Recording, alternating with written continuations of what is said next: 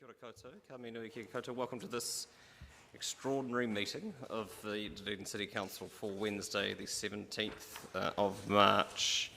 We have no apologies. I will move that we confirm the agenda without additional alteration. Seconded, Councillor Gary. Any discussion? I'll put it. All those in favour? Those against? That's agreed. Declarations of interest. Any amendments people want to make to the interest register? In which case I'll move that Council notes the elected members' interest register, confirms the proposed management plan and notes the proposed management plan for the executive leadership team's interest. Seconded, Councillor Staines. Thank you. Any discussion? All those in favour? Those against? That's agreed. Item 4 is the requisition notice to call the extraordinary meeting. It doesn't require a decision at this point, which takes us to item 5, temporary road closure for Vogel Street. Mr. Deaker and Mr. Tannock will speak to the report. Councillor Staines, I understand, is withdrawing. That is fine, and Councillor Wiley is also withdrawing from the item. Thank you.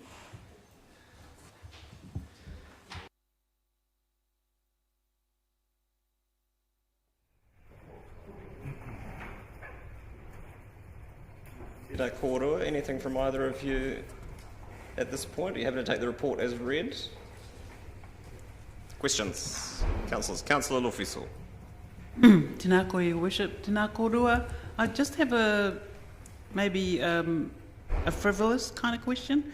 Is there any offer of compensation for people for car parking? Loss of car parking? Access? That's a good question.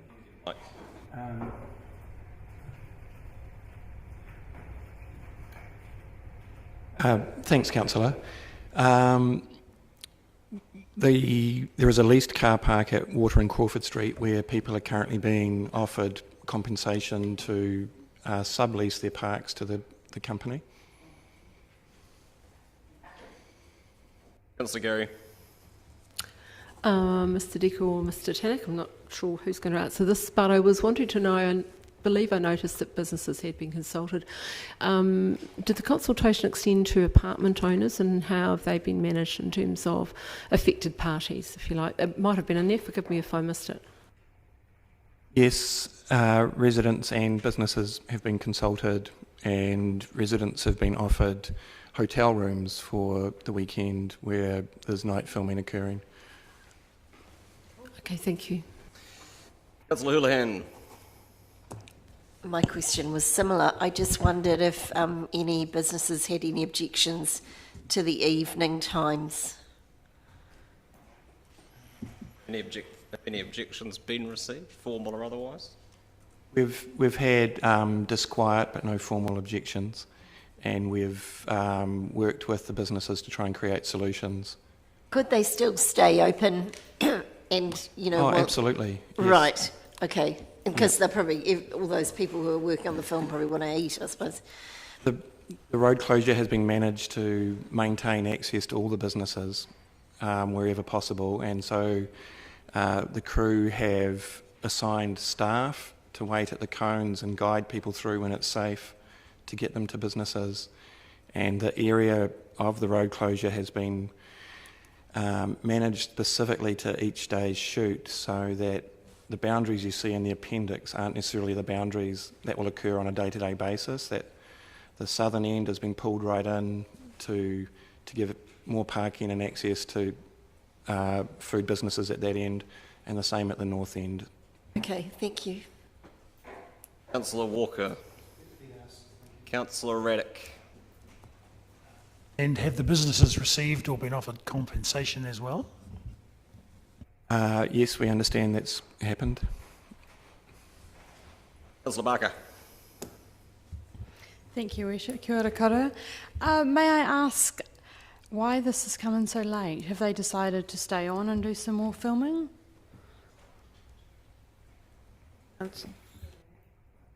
So this particular road closure has been brought to council because there was the possibility of an objection A formal objection hasn't been received, and so we took some legal advice, and it was considered necessary to bring it to the council for a Okay, thank you. But the purposes of filmmaking are excluded from staff delegation, are they not, under the LGA? If I may, if the attached legislation is as the Mayor says, and these things should always come to council. And so it was an oversight. We've made sure that for future filming that we know about, there will be a process where these get to council in a slightly more timely way. Councillor Elder. Thank you. You talked about a number of ways of dealing with, the issues that the businesses and local residents would have to deal with. So what are the other things you've done to kind of make the situation better for them? We've used LinkedIn to make social media posts about the fact that all the businesses remain open and accessible. I've spoken publicly to screen events, encouraging people to support the businesses in Vogel Street. The production company has been purchasing food and supplies from those businesses. The crew are encouraged to support those businesses. Every day they receive a call sheet, and that call sheet reminds crew to support the businesses in Vogel Street in particular. We have negotiated additional dedicated car parks in areas outside the road closure that can provide access for public to visit some of those businesses. And what is the feedback upon that plan from the majority of businesses, having that plan for them? What's the feedback from the businesses and residents? As we say, we've received no objections. Thank you. Councillor Gary. Mr Deaker, can you tell us what the expected economic benefit of this project is to the wider city? Well, in the short term, with this particular project, we understand it's generated around 1,200 bed nights. It's employed around 60 to 65 people directly into crew from Dunedin. I'm not privy to their budget or how they're spending that budget, so I can't comment directly on that.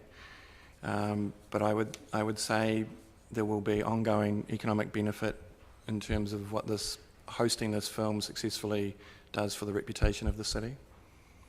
What do you understand about that to date from their experience of filming in the city? What's the feedback been like? Incredibly positive. The producers have said more than once how amazingly supportive and constructive pretty much everyone that they've dealt with in Dunedin has been.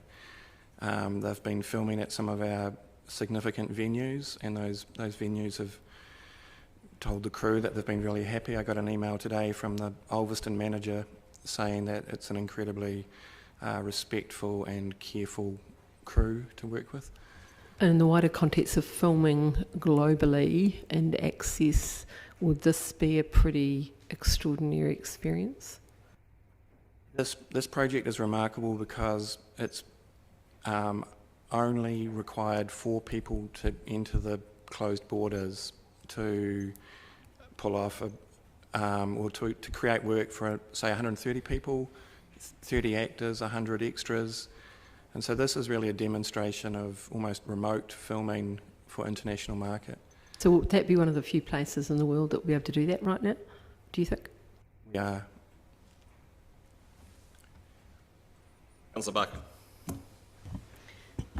Thank you. One of my questions has been asked, and I had heard that some businesses are quite ecstatic in the tourism industry to have the opportunity for this filming. My question was just around how many days are they, just so I can get an economic benefit figure in my head, how many days are they filming in Dunedin? Off the top of my head, I think it's 5 weeks. Wow. And then they've got a week in Oamaru. And so the production office opened in late December. So there's been staff here throughout, and they'll be here until early mid-April. So will we be able to have we always like a good number, like an estimated economic impact, because I think we'd be quite interested in having that. We're lucky to be working with two very good New Zealand producers in this project, and in the past, one in particular has been happy to work with us to give a synopsis at the end about economic value. Councillor Hulahan. Thank you. With obviously in the North Island, they've got the Hobbitville area. Are they going to be filming in any of the cafes? So it could be likely we could have Vogelville. People could come and visit.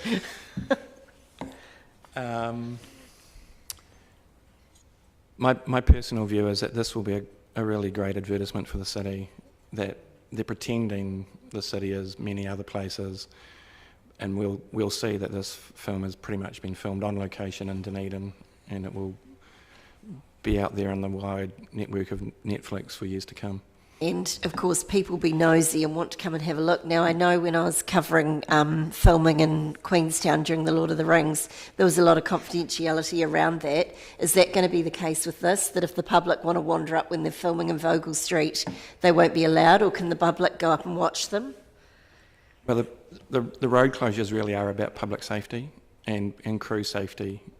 There's equipment and machinery, and so that's the purpose of this meeting, is to really enable good, safe practice. So does that mean if this closure goes ahead that the public can't walk by, or what is the ruling around that? People can still access their businesses, their homes, and there will be crew there to accompany people to their homes and businesses.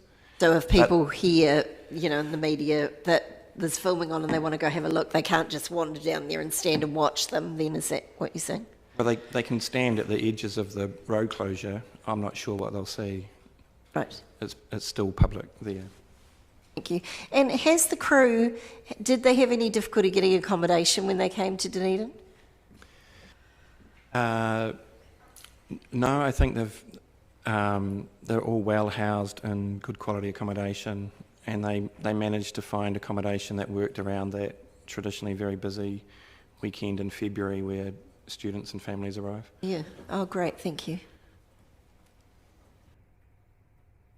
No further questions. I'm happy to move the recommendations. Seconded, Councillor Gary. Just to speak briefly to it, I think it's really exciting to see the amount of activity and interest in filmmaking, not just here in Dunedin, but as has been traversed at previous meetings in the wider Otago region.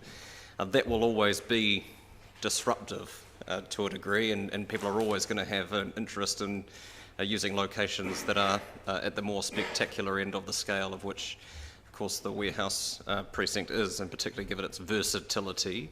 I just want to thank the work that staff have done and the work that the production crew have done in this instance to mitigate that disruption for as many people as possible over those 2 blocks and over those 2 hours. And I can certainly speak to endorse the comments that have been made around the feedback that we've been getting from the production crew. We've had overwhelmingly positive feedback from anyone that I've spoken to that's been working on that production, and that is the kind of gold that we're after in terms of encouraging other productions to come here.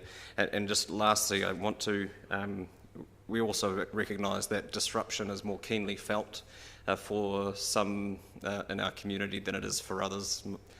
Many of us can easily adapt or walk an extra block or 2, but I just want to add my thanks to people in the community, particularly those with more keenly felt mobility or accessibility issues who are being asked to, again, carry the brunt of this and make alternative shopping arrangements or transport arrangements or movements to or from their apartments over this period. And that is worth acknowledging. I think further speakers, Councillor Gary. I just want to add to your comments, Your Worship. I've spoken with people who've been employed as extras on this project, and the difference that is made to their income and their employment prospects, and it's been extremely positive. I too want to acknowledge the businesses and residents who have supported this, even though it's causing them disruption. It's a particularly exciting project for our city. Not just now, but in the long term, and I'm particularly delighted with the feedback from the production company around the ease of filming here, and the versatility of the surroundings, and the beautiful place we have in our city. That it's a good reminder to us all, and the extraordinary situation we're in a COVID environment. I want to acknowledge Anthony, Dika and the team, the wider team, Michael Tannock and all of those staff across the organisation who have gone out of their way to make this straightforward. It's a very complex matter, I know, to facilitate, and they've done a sterling job and done us proud, so thank you. Thank you. Councillor Walker.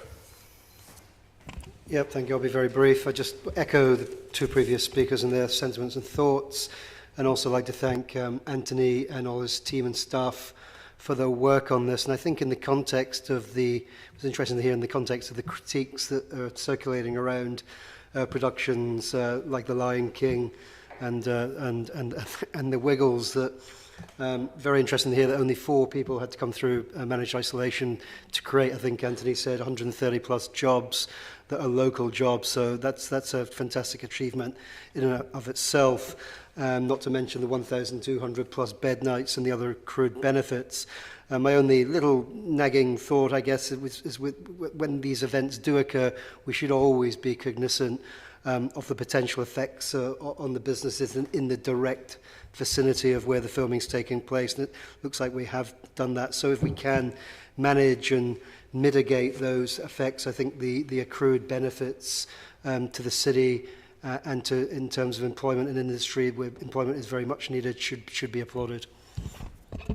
Thank you. Councillor Houlihan. Thank you. Yes, I also want to say thank you to the businesses that, you know, are being understanding, and because obviously this will cause some disruption.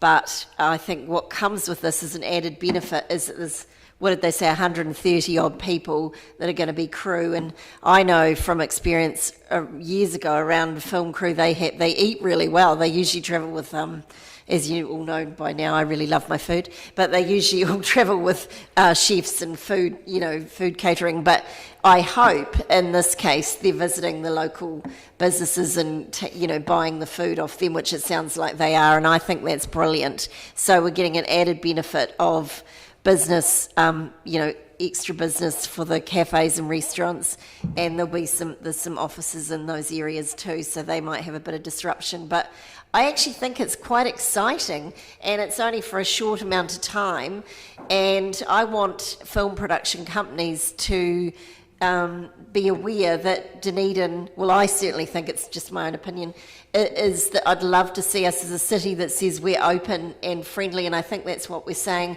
to production companies to come here. It has long-term benefits. Look at the benefits of the Lord of the Rings. People are visiting areas where they filmed the sets. It's become quite a tourist destination domestically, obviously domestically at the moment, but also filming has created quite a lot of, you know, people, well, given COVID, it doesn't sound sensible anymore. I was going to say the excitement of people wanting to come and visit, you know, your cities and everything. But domestically, it will make Dunedin look more exciting, because it is an exciting city, and we have a lot to offer here, and we have brilliant, you know, buildings and facades, and so people will get to see some of that, which is really special. So I think that's exciting. We're Dunedin's Hollywood. Thank you. Councillor Barker. Thank you, Your Worship. Thank you to the team for facilitating this. I've worked with many film crews in my past, and I know how challenging all of this stuff can be. So thank you to them, thank you to the business.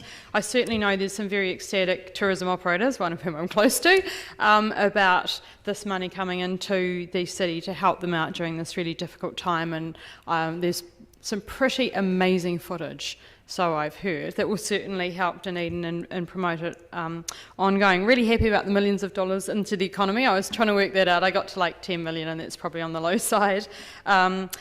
I really think that this is a great reflection on the money that the city invested into Vogel Street. If the city hadn't done that all that way back, then maybe we wouldn't have the filming here.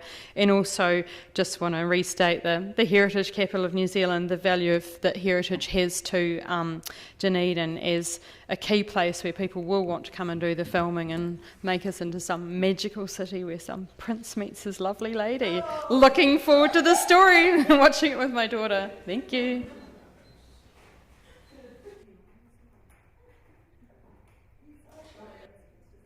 Thanks. Just picking up on a couple of points. I mean, the creation of jobs and the source of employment has been mentioned. It has been a challenging 12 months for anybody who works in the creative sector and through the events industry, and being able to host productions like this goes some way to offsetting that and providing work for people who have struggled. Certainly take the point around council's investment in the warehouse precinct, but it's probably worth noting that what we put up in terms of money spent in that part of the city was peanuts compared to the private investment of the building owners who were involved in strengthening and doing up those buildings and adapting them for reuse, working alongside council staff to make that as easy for them as possible. And I think we are certainly seeing the benefits of that.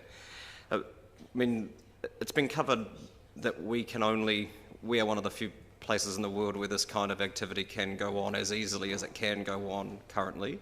And that's largely a result of the collective effort that has been made around the country in responding to COVID-19. That won't last forever, that situation. And so I think it's important that while we have this opportunity, we take it and use it to build those relationships and put our best foot forward for attracting work in an environment that will inevitably at some point become far more competitive. But I also, on the public health front, want to acknowledge the lengths that the production crew themselves have gone to in terms of managing risk. They are operating at, I think they were operating at level 2.5 in an environment where we were at level 1. I mean, it was far above and beyond what is expected of them by government, but they appreciate the luxury of being able to operate even in those restricted levels, and we're keen to do their bit as part of our collective public health response, and I think that's worth acknowledging, because there are always risks, as we know, particularly whether it's 4 or 40, when you've got people coming through the border from places that haven't managed to control the situation as well as we have. And I will put the motion. All those in favour? Those against? That's agreed.